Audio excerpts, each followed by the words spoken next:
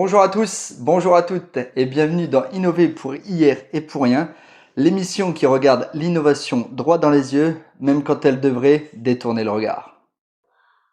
Vous m'excuserez, aujourd'hui je ne suis pas en plateau, je suis en télétravail. Donc si vous entendez mes gosses gueuler derrière, c'est tout à fait normal.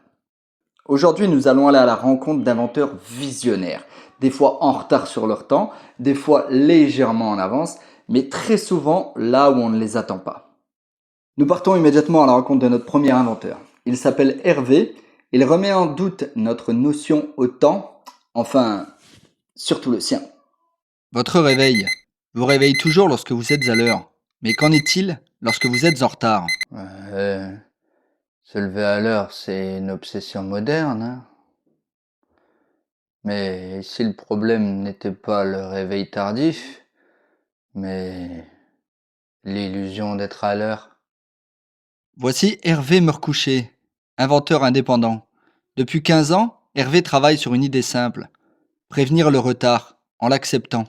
Les gens veulent se réveiller avant d'être en retard. Moi, j'ai pensé, pourquoi? Le réveil de retard anticipé sonne uniquement quand il est déjà trop tard. Grâce à un algorithme propriétaire, le réveil analyse votre heure de travail, votre temps de transport et votre propension à l'échec. Il calcule ensuite l'heure exacte où tout est déjà perdu. Voilà, là je suis en retard. Donc il fonctionne. Contrairement au réveil traditionnel, le réveil de retard anticipé ne vous presse pas, il vous informe. Quand il sonne, je me dis bon, de toute façon. Et ça, c'est très libérateur. Selon Hervé, 100% des utilisateurs du réveil de retard anticipé sont effectivement en retard. Une fiabilité rare. Certains testeurs regrettent cependant l'absence du mode urgence. Oui, mais ça crée du stress, or que là, le stress est déjà passé. Nous avons alors mis Hervé en situation réelle.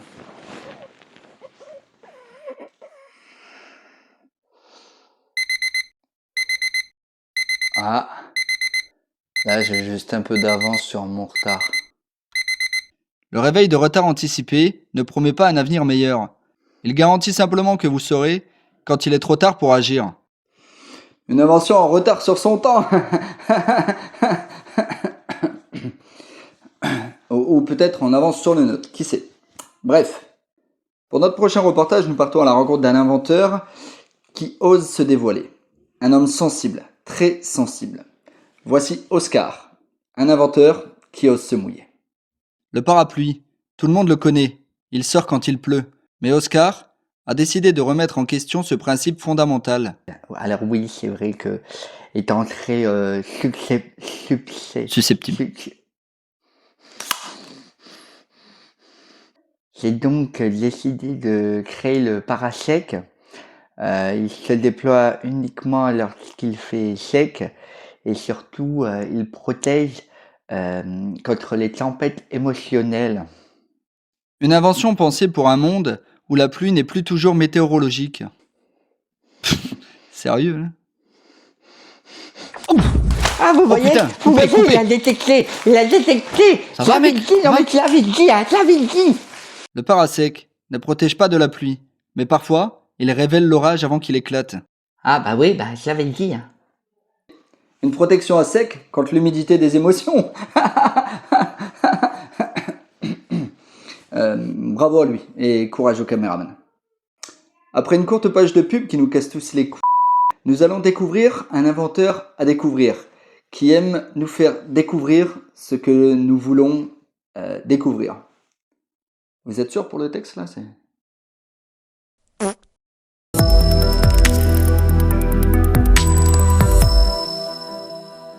Nous revoilà sur le plateau de Innover pour hier et pour rien.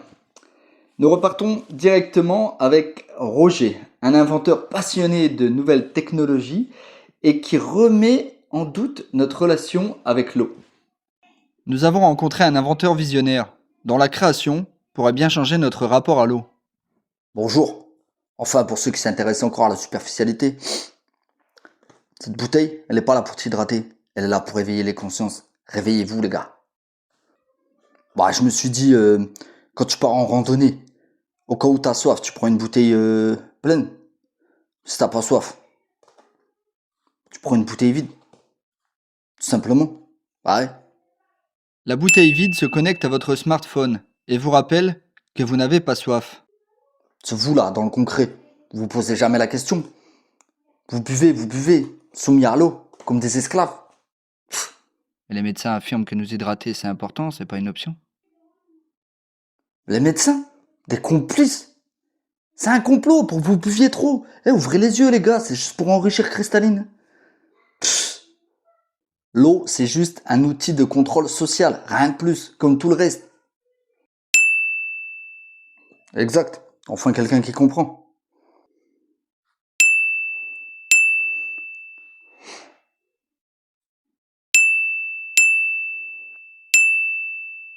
Tu vois, ça fait 3 jours que j'ai pas bu. Avant, je buvais comme ça, sans réfléchir. Maintenant, je sais, j'ai pas soif en fait.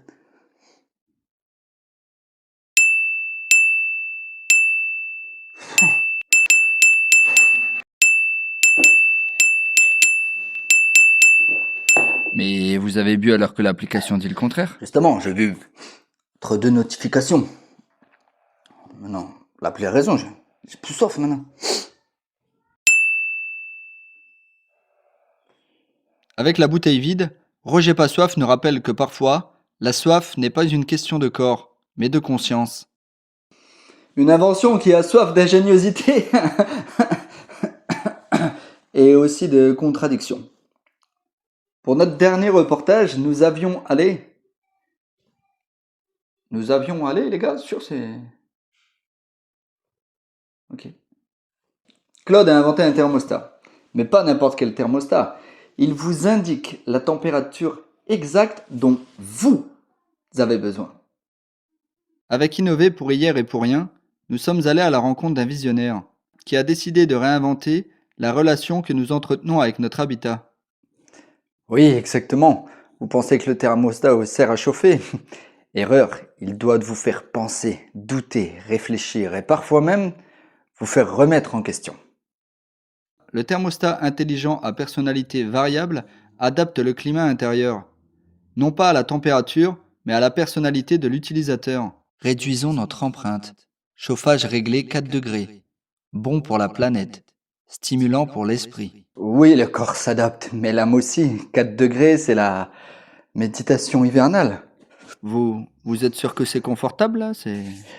Le confort, une notion dépassée. Il fait pas ouf. Il faut se dire que les chiffres est une prison. Les températures sont des conventions sociales, rien de plus. On est pas mal. Ça chauffe. Marcel, tu devrais peut-être avoir chaud. Oui, Ou pas. attendez, parce que là, c'est... Pourquoi tu me casses les couilles, sale fils de... Tu veux que je chauffe moins? C'est ton problème. Je m'en bats les couilles. Je fais ce que je veux. Exactement ce que je voulais. Une autonomie totale, même contre moi. Me touche pas ta race. Me touche pas, j'ai dit. Attendez, parce que il veut plus bouger. Il est rebelle jusqu'au bout. Des fois, je peux pas changer le mode. Tu fais quoi là? Tu fais quoi? Avant de juger le froid, sommes-nous sûrs que la chaleur existe? N'est-elle pas juste une interprétation de l'esprit? Chaque degré est une notion métaphysique. Nous ne chauffons pas une maison, nous explorons l'existence, si vous voulez, un peu de... Le froid est-il réel ou seulement perçu? Donc là, il fait... Peu importe, le chiffre est relatif. Alors Claude, comment se passe l'expérience? Et oui, vous voyez, comme le mode relatif l'indique, je sais plus si j'ai froid ou j'ai chaud. Notre empreinte carbone est trop haute. Le chaud, le froid, tout est relatif. Si t'as froid, je te ta mère. Donc, vous êtes convaincu malgré tout? Exactement. C'est l'expérience, elle me dépasse. C'est magnifique.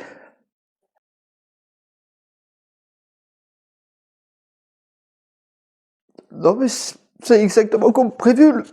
Le doute, le chaos, c'est mon chef-d'œuvre. Le confort est une illusion. Absolument. Le thermostat me domine, mais moi aussi, en quelque sorte, je suis le... La chute augmente la pollution. Oups, victime va. Es-tu tombé? Ou est-ce la gravité qui t'a attiré? Merci à Claude de Gré Libre. Une invention qui, malgré le fait qu'elle a du mal à régler la température, aura au moins réussi à réchauffer les débats.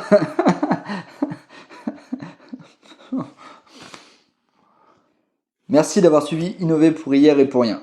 Parce que l'avenir n'attend pas, mais parfois, il ferait mieux.